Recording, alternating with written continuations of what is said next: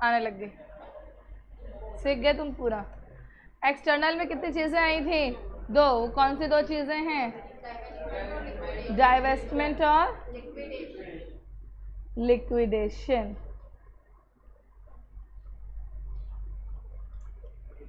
Internal retrenchment को take place करने के लिए हमें इम्प्रूव करना है इंटरनल एफिशिएंसी को, और इसे हम क्या कहते हैं? तो टर्न अराउंड के अंदर हमारा फोकस किसको इम्प्रूव करने पर है? इंटरनल एफिशिएंसी को। जब आप बिजनेस को इंटरनली इम्प्रूव करते हो तो which of the following strategies use? Turn around, divestment, turn around. अब देखो आपको कैसे पता चलेगा कंपनी को टर्न अराउंड की ज़रूरत है? जब आपको ये दिखता है कि कंपनी के पास फाइनेंस नहीं है सरवाइव करने के लिए, तब कंपनी में क्या दिखता है? डेंजर। और तब कंपनी में हम टर्न अराउंड लगाते हैं जब कंपनी अपने ऑपरेशंस को अच्छे से परफॉर्म नहीं कर पा रही है, तब हम लोग क्या चीज़ अप्लाई करते हैं? तब हम लोग टर्न अराउंड को अप्लाई करते हैं। अब देखो यहाँ पे हमारे पास डेंजर सिग्नल्स दे रखे हैं। कभी कभी हमसे 5 नंबर में ये डेंजर सिग्नल्स भी पूछ लिए जाते हैं। ऐसे केस स्टडी दे देंगे तुम्हें, जैसे कि कोई भी XYZ कंपनी है, उस कंपनी के अंदर बेसिकली जो स्ट्रेटेजिस्ट है कंपनी की सिचुएशन या फाइनेंशियल पोजीशन को देखते हुए ये सोच रहा है कि कंपनी में टर्न अराउंड लगाने की ज़रूरत है, तो वो बताओ कि स्ट्रेटेजिस्ट को कौन से डेंजर सिग्नल्स दिखने चाहिए, जिन डेंजर सिग्नल्स को ध्यान में रखते हुए वो कौन सी स्ट्रेटेजी अप्लाई करेगा? Turn around.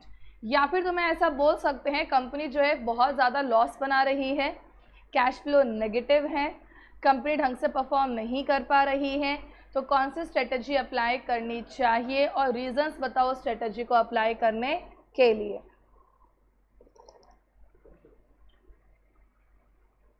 अगर कंपनी में कैश फ्लो नेगेटिव हो रहा है, तुम बोलो मैम ये तो डाइवेस्टमेंट का रीज़न भी था, पर डाइवेस्टमेंट अप्लाई होने से पहले कौन सी चीज़ अप्लाई होगी? तो टर्न अराउंड का भी बेसिक रीज़न, प्रोडक्ट क्या बन रहे हैं? मार्केट में कंपटीशन को हैंडल, मार्केट का शेयर क्या हो रहा है? कम हो रहा है। फिजिकल फैसिलिटीज डाउनग्रेड होती, ओवर स्टाफिंग का मतलब लोग ज़्यादा काम, कंपनी में इतना काम नहीं बचा जितने ज़्यादा लोग हैं। हाई टर्नओवर एम्प्लॉय का मतलब एम्प्लॉय बहुत फ्रीक्वेंटली कंपनी छोड़ के, क्योंकि जो कंपनी के एम्प्लॉयज़ होते हैं उन्हें कंपनी का फ्यूचर पहले ही दिख जाता है कि फ्यूचर तो डूब रहे हैं, तो धीरे धीरे एम्प्लॉयज़ क्या कर रहे हैं? कंपनी छोड़ के, और मिस मैनेजमेंट है। एक बार रीड करो डेंजर सिग्नल्स को।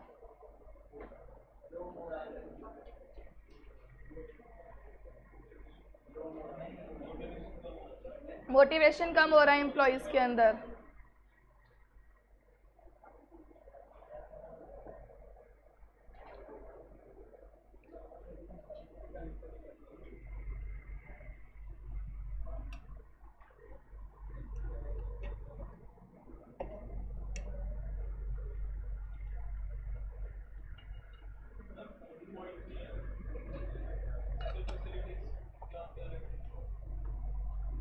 फिजिकल फैसिलिटीज़ मतलब जैसे कि मार्केट का शेयर कम हो रहा है, अपने पास जैसे वेयर हाउस वगैरह हैं, या फिर अगर हम लोग कोई भी सर्विसेज वगैरह दे रहे हैं, उनकी सिचुएशन मार्केट में ठीक नहीं चल रही है, डिस्ट्रीब्यूशन चैनल्स ख़राब हो चुके हैं वगैरह। ऐसा इतनी सी बात समझ में आई? अब बताओ इस प्रॉब्लम को ठीक करने का तरीका क्या है। हम लोग एक्शन प्लान बाद में पढ़ेंगे, पहले हम लोग प्रॉब्लम को ठीक करने का तरीका पढ़ते हैं। Important element for turn around strategy, turn around strategy apply करने के लिए इम्पॉर्टेंट एलिमेंट क्या है? अब देखो टॉप मैनेजमेंट बकवास थी, मिस मैनेजमेंट था, ढंग से काम, तो टॉप मैनेजमेंट को क्या कर दो? चेंज कर दो। इनिशियल क्रेडिबिलिटी बिल्डिंग एक्शन, इसका मतलब क्या होता है? कंपनी की क्रेडिट वर्दीनेस को इम्प्रूव करना। इम्प्रूव करना किस चीज़ को? Credit worthiness of the company. हमें कंपनी की क्रेडिट वर्दीनेस को इम्प्रूव करने की ज़रूरत क्यों है? क्योंकि कंपनी की क्रेडिट वर्दीनेस इम्प्रूव होगी तभी तो लोग कंपनी को लोन देंगे, और तभी पैसा आएगा, और तभी IR अप्लाई हो पाएगा। न्यूट्रलाइज एक्सटर्नल प्रेशर, कंपनी जो है मार्केट प्रेशर हैंडल, तो माइनस से पॉजिटिव आने से पहले उसे न्यूट्रल करना पड़ेगा, तो न्यूट्रलाइज करो। किस चीज़ को? एक्सटर्नल प्रेशर को। आइडेंटिफाई करो क्विक पे ऑफ एक्टिविटीज़, क्रेडिटर्स वगैरह को फटाफट से क्या करो? पे ऑफ करो। खर्चे को क्या करो? रेवेन्यू को, एसेट्स को, और इंटरनल कोऑर्डिनेशन बेटर करो। ये एक तरीके से तुम्हें आईआर के फीचर्स ये सब पॉइंट्स लग रहे होंगे कि किस तरीके से आईआर में चीज़ें अप्लाई होती हैं। थर्ड पॉइंट में एक्सटर्नल प्रेशर मतलब कंपटीशन और एक्सटर्नल मार्केट इन्फ्लुएंस की बात करी गई है कि अगर एक्सटर्नल मार्केट में भी आपके थ्रेट ज़्यादा है तो कैसे डील करोगे? थ्रेट्स को पॉजिटिव करने से पहले उन्हें क्या करो? न्यूट्रल करो।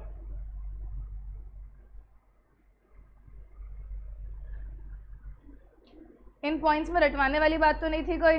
अब आता है जो हमें थोड़ा सा आंसर पे फोकस करना पड़ेगा, और वो है तुम्हारा एक बड़ा सा आंसर, वो है action plan for turn around. अभी हमने बात करी टर्न अराउंड अप्लाई करने की। ये टर्न अराउंड अप्लाई होता कैसे है? ये तो बहुत पुराना टॉपिक खुल गया।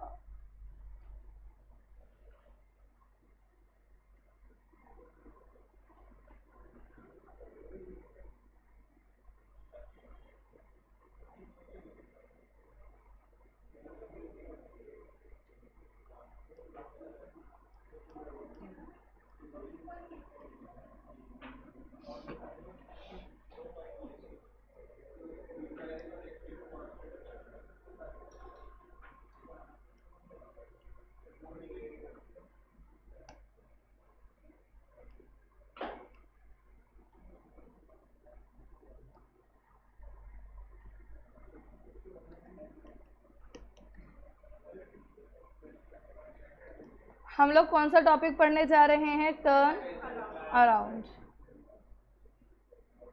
देखो टर्न अराउंड का एक्शन प्लान में ना स्टेप्स लिख के दिए हुए हैं। क्या लिख के दिए हुए हैं? और स्टेप्स किस में होंगे? सीक्वेंस में। सीक्वेंस हमने क्या याद करी है? AIR। ठीक है, A से बनेंगे 2 पॉइंट और R से भी 2 पॉइंट बनेंगे। अब देखो पहला A क्या लिखा हुआ है? Assessment of current. समझते हैं पहले पॉइंट्स, फिर कंटेंट को याद करेंगे। हमने बोला टर्न अराउंड को अप्लाई करना है, तो टर्न अराउंड को अप्लाई करना है मतलब company is not working internally good. Company को इंटरनल रिकंस्ट्रक्शन की ज़रूरत है, पर इंटरनल रिकंस्ट्रक्शन कौन से एरिया पे लगाना है? मतलब कहाँ पे कंपनी की सिचुएशन ज़्यादा खराब है। तो सबसे पहले इसलिए आप असेसमेंट करोगे। असेसमेंट का मतलब क्या होता है? पता लगाना, डिटेल में एनालाइज करना। किस चीज़ का? असेसमेंट ऑफ करंट प्रॉब्लम, कि आपको अगर प्रॉब्लम है तो प्रॉब्लम कहाँ है। सबसे पहले चीज़ जो आप अप्लाई करोगे, डाइवेस्टमेंट एक्सटर्नल इसलिए हुआ तन्वी क्योंकि डाइवेस्टमेंट के अंदर हम लोग यूनिट को सेल कर रहे हैं, और जब यूनिट को सेल कर रहे हो, जिसको बेचोगे वो कोई बाहर का आदमी है। आपकी एंटिटी का कंट्रोल आपके हाथ से हटकर बाहर पे किसी और के हाथ में जा रहा है। टर्न अराउंड में कंट्रोल आपके पास है, मैनेजमेंट आप ही देख रहे हो। तो इस पॉइंट में देखो सबसे पहला पॉइंट हमने क्या किया? Assessment of current. अब देखो प्रॉब्लम को देखने के बाद मैं ये देखूंगी कि कंपनी को इंटरनली रिवाइव किया जा सकता है या अगर रिवाइव किया जा सकता है तब तो टर्न अराउंड लगेगा, और रिवाइव नहीं किया जा सकता तो डाइवेस्टमेंट लगेगा। कल हमने क्या कहा था? डाइवेस्टमेंट कब अप्लाई होता है? जब टर्न अराउंड अप्लाई और फेल। या तुम्हें सिचुएशन देखकर ही पता चल गया है कि टर्न अराउंड लगाने का फ़ायदा, divestment is the only obvious answer. यही बात हुई थी। तो यहाँ पर तुम्हें एनालाइज करना है सिचुएशन को। अगर सिचुएशन तुम्हें डिटरमाइन करवाता है कि बिजनेस के सर्वाइवल के चांसेस हैं, तभी तुम क्या करोगे? डेवलप करोगे स्ट्रेटेजिक प्लान। समझ में आई? तो सबसे पहले हम लोग किस चीज़ को देखेंगे कि प्रॉब्लम क्या है। प्रॉब्लम देखने के बाद एनालाइज करेंगे उस सिचुएशन को। अगर ऑप्शन है तभी आप डेवलप करोगे प्लान, वरना प्लान नहीं डेवलप करना। हमने कल यही कहा था, अगर टर्न अराउंड से सर्वाइवल पॉसिबल है तब टर्न अराउंड लगेगा, वरना turn around. I stands for implementation of the turn around strategy. Strategy तुमने बनाई उसे क्या कर दो, आर से फिर दो बातें हैं। एक पॉइंट है रिकंस्ट्रक्शन स्टार्ट हो जाएगा, रिकंस्ट्रक्शन प्रोसेस क्या हो जाएगा, शुरू। और एक पॉइंट है रिटर्न टू नॉर्मल। रिकंस्ट्रक्शन होने के बाद में बिजनेस नॉर्मली प्रॉफिट अर्न करने लग जाता है, फिर हमारा बिजनेस वापस क्या हो जाएगा, नॉर्मल हो जाएगा। तो सबसे पहले प्रॉब्लम को आइडेंटिफाई करो, फिर सिचुएशन को देखो, सिचुएशन को देखने के बाद डेवलप करना है एक्शन प्लान, फिर प्लान को क्या करना है, इम्प्लीमेंट, और इम्प्लीमेंट करने के बाद में रिकंस्ट्रक्शन करना है बिजनेस का। बिजनेस पे आईआर लगा दिया, आईआर लगाने के बाद बिजनेस वापस क्या हो जाएगा, नॉर्मल, तो रिटर्न टू नॉर्मल हो जाएगा। तो AIR में ए किसके लिए शुरू स्टैंड किया, दो बातों के लिए, पहला ए, दूसरा A, and develop the action plan, फिर आई, फिर आर, और दूसरा R return to normal. Process समझ में आया। पहले प्रॉब्लम को देखो, फिर सिचुएशन देखो ठीक हो सकती है या नहीं। अगर ठीक हो सकती है तो डेवलप करोगे, वरना डेवलप बाद में उसे क्या करेंगे, इम्प्लीमेंट। इम्प्लीमेंट करने के बाद रिकंस्ट्रक्शन हो गया बिजनेस का, रिकंस्ट्रक्शन होते बिजनेस रिटर्न टू नॉर्मल। सबसे पहली चीज़ हमने क्या देखी थी इसमें, असेसमेंट कर रहे थे किसका, करंट प्रॉब्लम का। तो जब आप करंट प्रॉब्लम का असेसमेंट कर रहे हो तो इसमें आप आइडेंटिफाई करोगे प्रॉब्लम क्या है और प्रॉब्लम का रीज़न क्या है। एक बार आपको प्रॉब्लम पता चल गई तो आप प्रॉब्लम को क्या करने लगोगे, ठीक करने लगोगे। छोटी सी बात प्रिपेयर करनी है इसके अंदर से, हमें इसमें से ये देखना है, हमें सबसे पहले आइडेंटिफाई करना है किस चीज़ को, प्रॉब्लम को, और फिर प्रॉब्लम के क्या आइडेंटिफाई करने हैं, रीजंस। तो अगर देखा जाए तो हमने जो पॉइंट बोला था असेसमेंट का, असेसमेंट में हम लोग क्या कर रहे हैं, असेसमेंट में हमने आइडेंटिफाई किया किस चीज़ को, पहले प्रॉब्लम को, और प्रॉब्लम को आइडेंटिफाई करने के बाद हमने किसको आइडेंटिफाई किया, उसके रूट कॉज।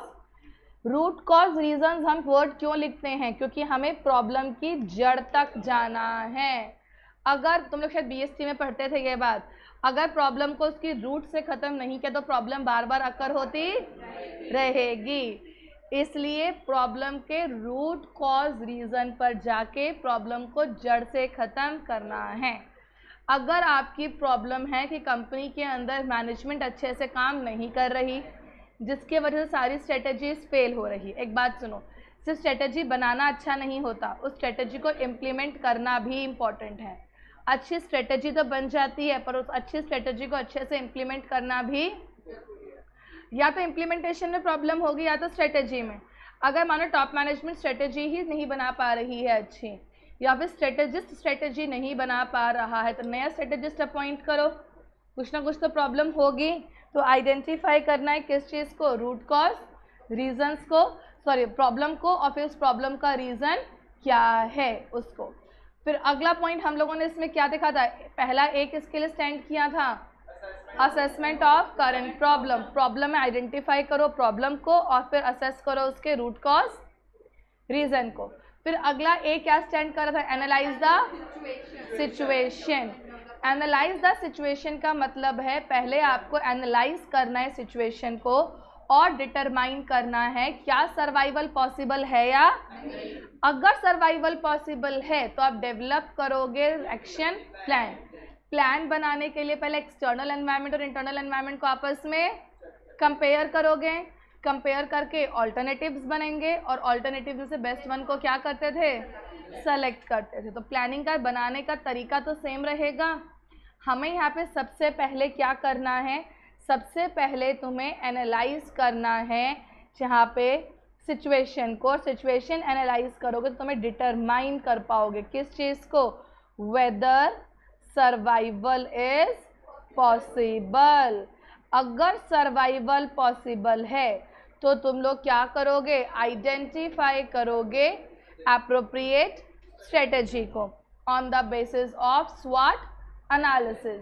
स्वॉट एनालिसिस में कंपेयर करते थे इंटरनल को, फिर जनरेशन ऑफ ऑल्टरनेटिव्स और फिर सिलेक्शन ऑफ बेस्ट वन। तो यहाँ पे डिटरमाइन करोगे सर्वाइवल इज पॉसिबल, अगर पॉसिबल है तभी हम लोग डेवलप करेंगे एप्रोप्रिएट स्ट्रेटेजी को। और ये स्ट्रेटेजी जो बनेगी, ये स्ट्रेटेजी बनेगी ऑन द बेसिस ऑफ स्वॉट एनालिसिस।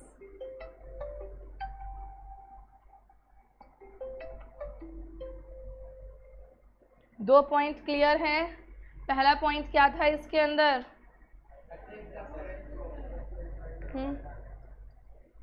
पहला पॉइंट क्या लिखा था इसमें, assess the current problem. Second point क्या लिखा हुआ है,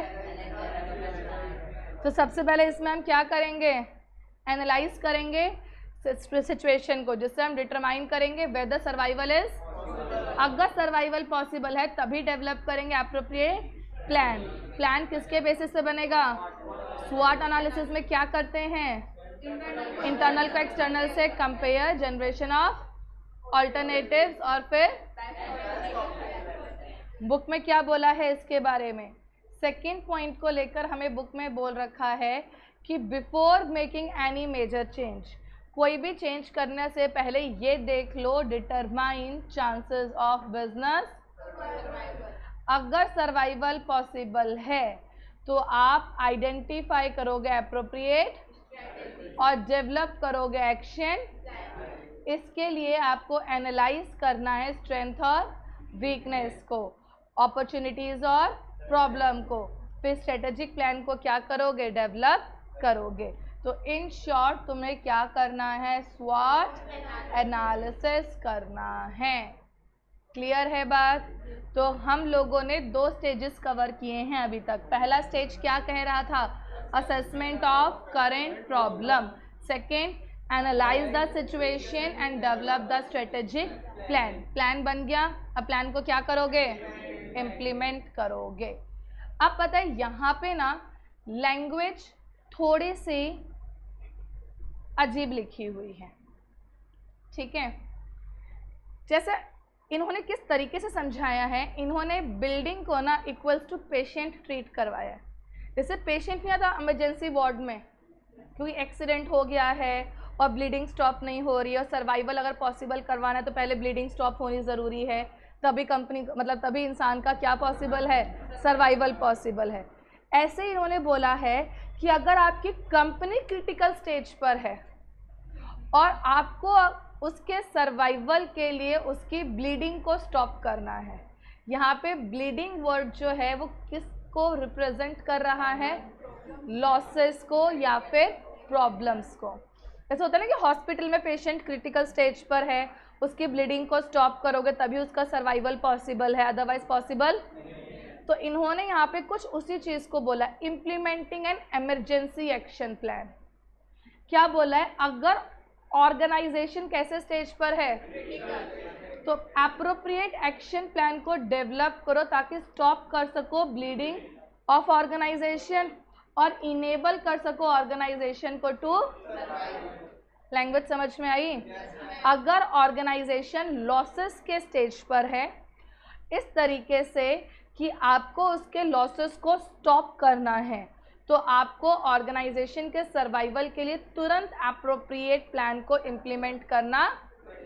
अब हम बताओ चेंजेस कहाँ कहाँ करते थे आईआर में, we used to change in everywhere. खर्चा कम करवाते थे, पैसों को अरेंज करवाते थे, तो इन्होंने भी बोला है इसके अंदर इंक्लूड करेगा सारा डिपार्टमेंट। एचआर भी पार्टिसिपेट करेगा, फाइनेंस भी पार्टिसिपेट करेगा, मार्केटिंग भी करेंगे, ऑपरेशंस भी करेंगे, डेट को रिस्ट्रक्चर करो, वर्किंग कैपिटल इम्प्रूव करो, खर्चा कम करो, बजटिंग प्रैक्टिसेस इम्प्रूव करो, 4-5 बातें करके सो ऑन लिख देना, ठीक है। तो हम लोगों ने क्या बोला, इम्प्लीमेंट करना है इमरजेंसी एक्शन प्लान को। तो अगर ऑर्गेनाइजेशन कौन से स्टेज पर है, क्रिटिकल स्टेज, तो एप्रोप्रिएट एक्शन प्लान डेवलप करो ताकि स्टॉप कर सको ब्लीडिंग को और इनेबल कर सको सर्वाइवल को। इसके लिए कौन कौन से डिपार्टमेंट पार्टिसिपेट करेंगे, सारे डिपार्टमेंट का नाम लिख देना, HR, marketing, finance, sales, production, debt को रिस्ट्रक्चर करना, एक्सपेंस को कम करना, जितने डिपार्टमेंट्स याद है सब बोल देना, एंड सो ऑन। क्लियर है बात? तो थर्ड पॉइंट क्या लिखा है इसमें, इम्प्लीमेंट करना है किस चीज़ को, इमरजेंसी एक्शन प्लान। तो इसमें क्या बोला, अगर आपका जो ऑर्गेनाइजेशन है वो कौन से स्टेज पर है, is at critical stage. In short ये बोलना चाह रहा है ऑर्गेनाइजेशन जो है अगर क्या है, लॉस मेकिंग है, तो आपको डेवलप करना है तुरंत के तुरंत क्या चीज़, एक्शन प्लान, ताकि तुम क्या कर सको, to stop bleeding of organisation. मैंने गलत पेन से लिख दिया, to stop bleeding of organisation. Clear है? और क्या कर सको, इनेबल कर सको उसका सर्वाइवल। इसके लिए कौन कौन इंक्लूड करेगा अपने काम को, कौन कौन सा डिपार्टमेंट, HR, फाइनेंस, मार्केटिंग, इन सब के नाम आएंगे। क्लियर है? मैं ना नॉर्मल पेन से लिख देती हूँ। तो इम्प्लीमेंटेशन में क्या बात लिखी थी, पहला पॉइंट, अगर ऑर्गेनाइजेशन इज एट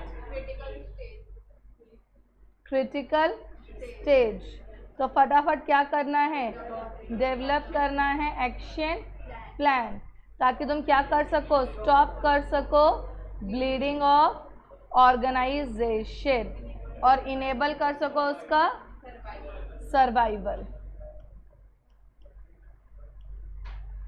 इस काम के लिए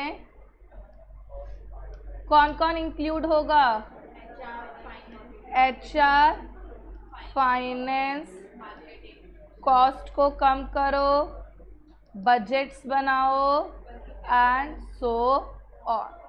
3 पॉइंट क्लियर। एक इसके लिए स्टैंड किया था, assessment of current problem, second A analyse the situation and develop the action plan, फिर आई था इम्प्लीमेंट द, बाद में आर किसके लिए स्टैंड किया था, रिकंस्ट्रक्शन। अब तुम लोग रिकंस्ट्रक्ट कर रहे हो किसको, बिजनेस को। बिजनेस को रिकंस्ट्रक्ट करते वक्त बिजनेस की कौन सी पोजीशन इंप्रूव करते हो, फाइनेंशियल या ऑपरेशनल, फाइनेंशियल।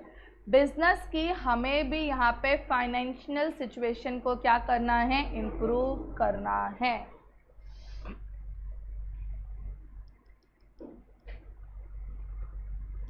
क्या बोला है, जो फाइनेंशियल स्टेट होता है बिजनेस का, कौन सा स्टेट, फाइनेंशियल स्टेट होता है, वो बिजनेस का कोर होता है। Financial state of organisation core business is particularly important.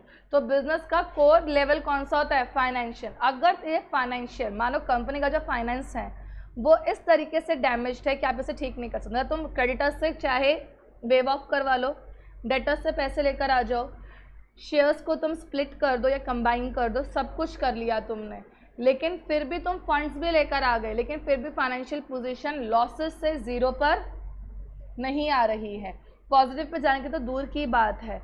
अगर कंपनी की फाइनेंसेस इस तरीके से डैमेज्ड है कि उसे आप रिपेयर बिल्कुल भी, तो पूरा का पूरा आउटलुक जो ऑर्गेनाइजेशन का है वो ब्लीक पर है, मतलब एज पर है। कहाँ पर है वो, इनका एज से मतलब है कंपनी कभी भी डूब सकती है।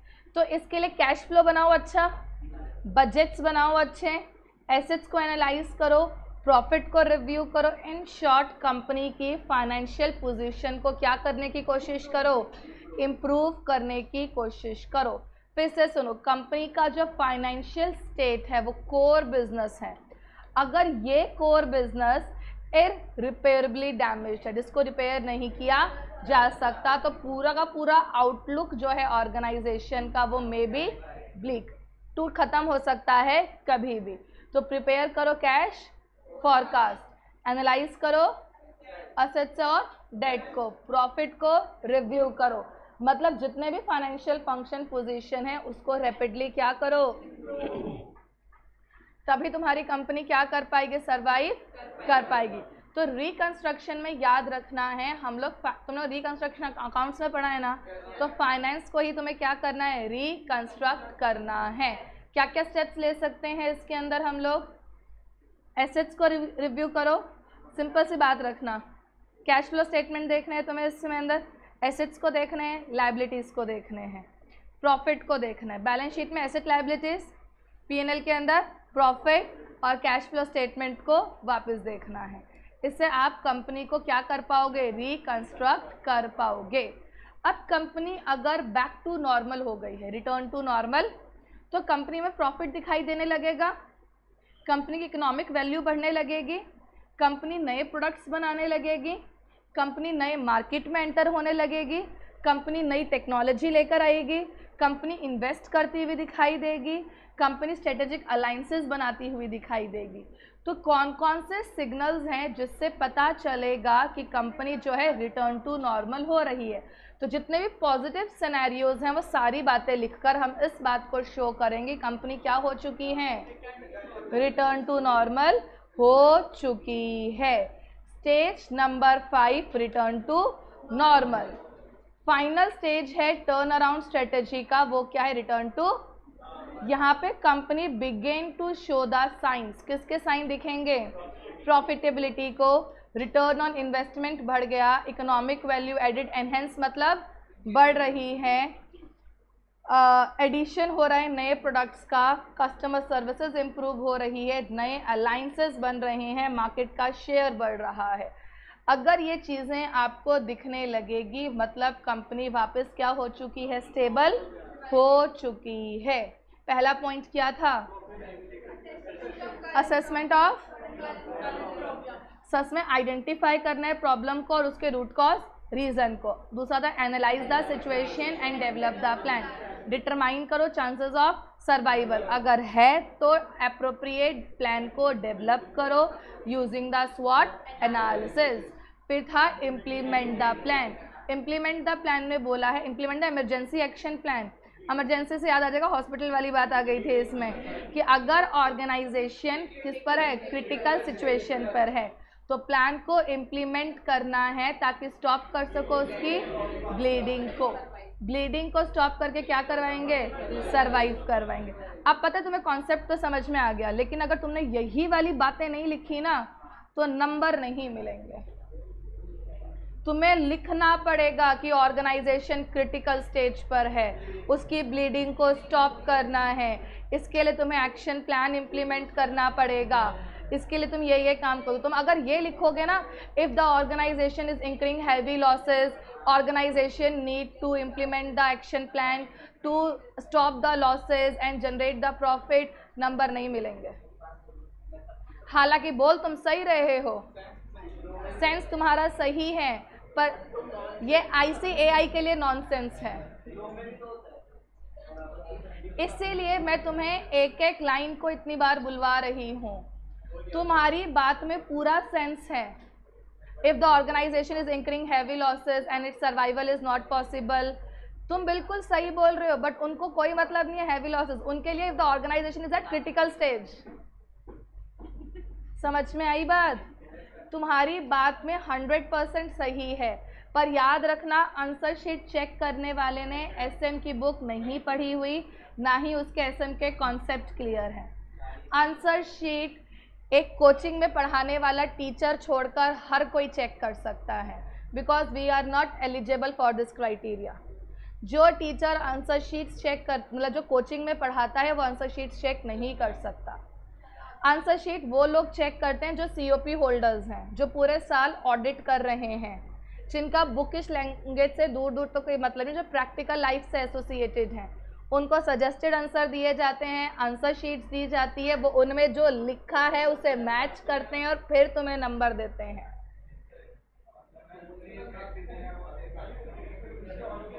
इवन तुम्हारे पास कोई भी प्रोफेशनल डिग्री है फ्रॉम एनी अदर बॉडी और आप एक छोटा सा MCQ टेस्ट क्लियर करते हो तो यू आर एलिजिबल। मैंने मेरी सिस्टर को देखा है वो कैसे शीट्स चेक करती है, इसलिए मुझे पता है। उनकी कोई इच्छा ही नहीं होती है बच्चों को कितने नंबर दे रहे हैं।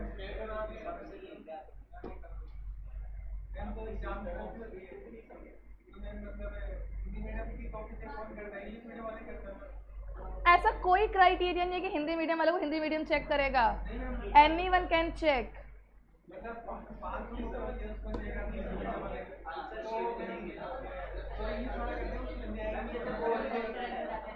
किससे फर्क पड़ रहा है? आता तो एक बात बता, एक बात सुन, आती तो उसको एसएम और EIS भी नहीं है, वो तो सजेस्टेड देखकर चेक कर, तेरा भी सजेस्टेड देख कर चेक कर देगा।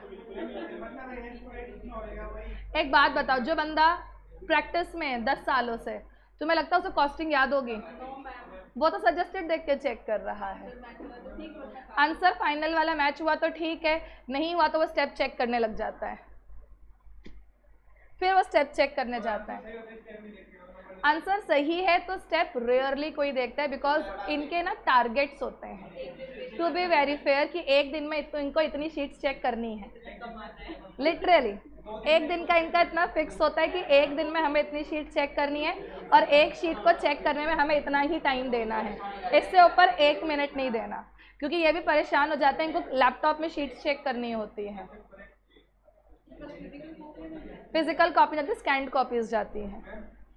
इसीलिए मैं तुम लोगों को बोलती हूँ थ्योरी पेपर में अगर तुमने 2 लिखा है तो उस 2 को ऐसे ऐसे करके मत काटा करो, उसको ऐसे ही काट दिया करो। इसका बहुत अच्छा रीज़न बताती हूँ।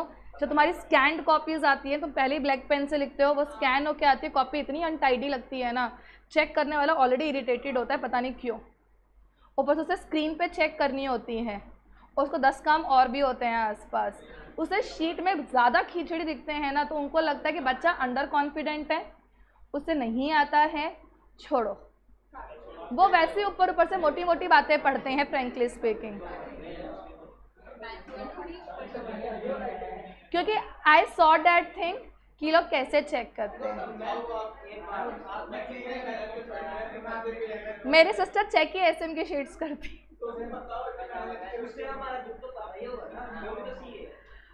टाइम हो गया उसे सीए बने हुए को, तो दुख भूल गई हो। वो भूल चुकी है, बड़ी बहन है तो वही बनी है। ज़रूरी तो नहीं है, लेकिन हाँ उसकी गाइडेंस में मैं बनी हूँ। उसने ज़्यादा स्ट्रगल की थी, मैंने कम स्ट्रगल करी। नोट्स वगैरह तो नहीं, लेकिन कोचिंग्स के सजेशंस मिल जाते थे। हाँ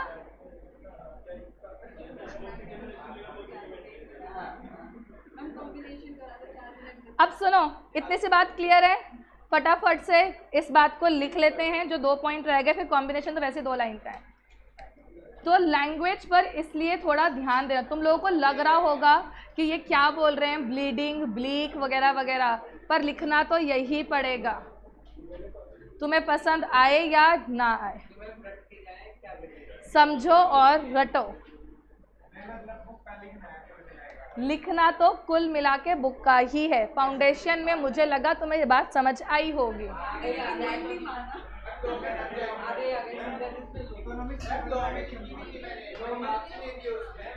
अब एक और बात, तुम अपना आंसर कितना परफेक्ट लिख रहे हो। बहुत अच्छा लिखा है तब जाके 5 में से 3.5 नंबर मिलते हैं तुम्हें, 3.5 4 तब जाकर। अब रिकंस्ट्रक्शन का मतलब क्या लिखा था?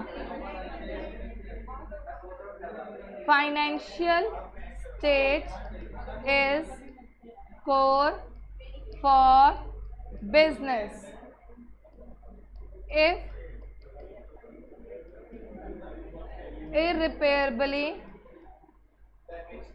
damaged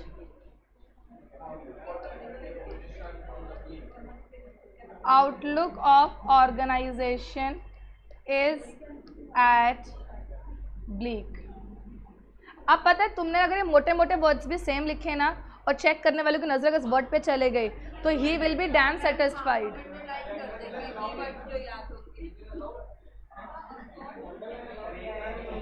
इसके लिए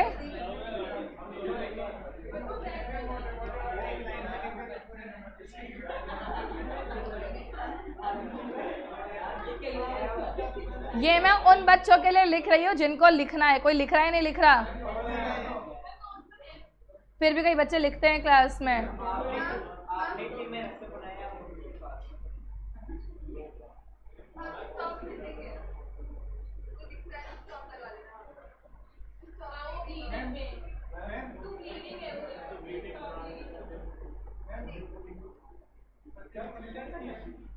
रिटर्न टू नॉर्मल में आपको साइंस किसके दिखेंगे? प्रॉफिट के, इकोनॉमिक वैल्यू एडेड के, आरओआई के, new market, new products. Clear है?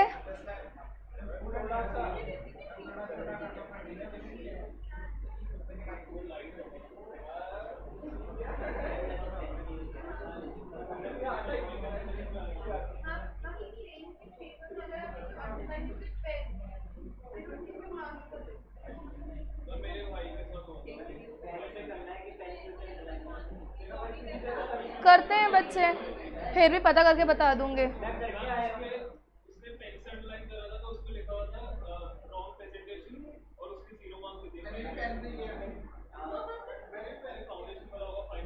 मैं पता करके बता दूंगी।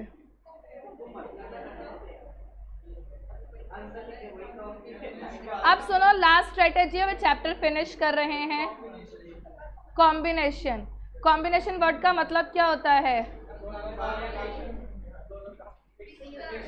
Mixture of all above. अब सुनो, हमारे पास ना एक बड़ी कंपनी है एफएमसीजी, ठीक है? तो एक एक्सवाईजेड कंपनी है बड़ी, आईटीसी ले लो, चाहे ऐसी कोई भी कंपनी जो बहुत सारे प्रोडक्ट्स में डील कर रही है। ये ना अलग अलग प्रोडक्ट्स बना रही है, पी, क्यू, आर और टी। ऐसा हो सकता है कि इस प्रोडक्ट के ऊपर वो स्टेबिलिटी लगा दे कि इसको नहीं बढ़ाना, इसके ऊपर क्या कर दे, एक्सपेंशन लगा दे, इसको क्या कर दे, रिट्रेंचमेंट, डाइवेस्टमेंट कर दें, इस पे टर्न अराउंड लगा दें। मतलब एक multi product company combination strategy use, क्या एक सिंगल प्रोडक्ट कंपनी यूज कर सकती है? जब प्रोडक्ट ही एक है तो किस पर कौन सी स्ट्रेटेजी? तो क्या ये सारी स्ट्रेटेजी म्यूचुअली एक्सक्लूसिव है या नहीं है? नहीं। म्यूचुअली एक्सक्लूसिव का मतलब होता है एक टाइम पर एक चीज, है ना? प्रोबेबिलिटी में पढ़ा था ना, कॉइन जब उछालते थे या तो हेड आएगा या तो। क्लियर है बात? तो इसी तरीके से कॉम्बिनेशन स्ट्रेटजी के बारे में बोला है कि एक साथ ये सारी स्ट्रेटजीज भी अप्लाई हो सकती है।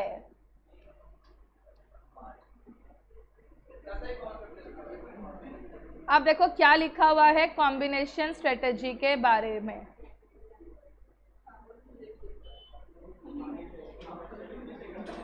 Combination strategies are not mutually possible है कि आप एडॉप्ट करोगे mixture of all above strategy जो सूट करेगा किसी भी सूटेबल सिचुएशन को। एंटरप्राइज स्टेबिलिटी लगा सकती है कुछ एरियाज पे, एक्सपेंशन लगा सकती है कुछ पर, रिट्रेंचमेंट लगा सकती है कुछ पर। क्लियर है? पक्का?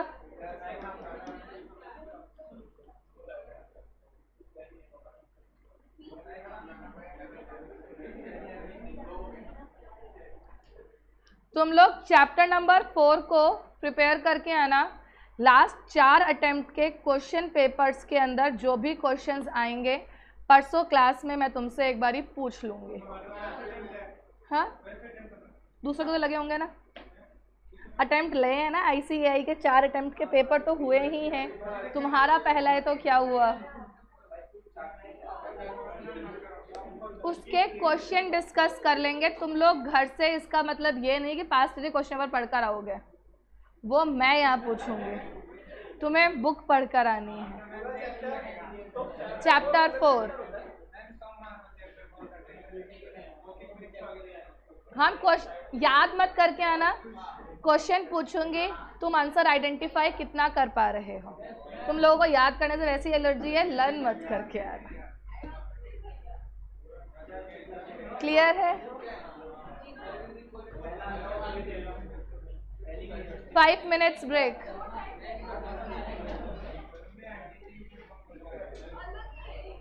EVA का मतलब है इकोनॉमिक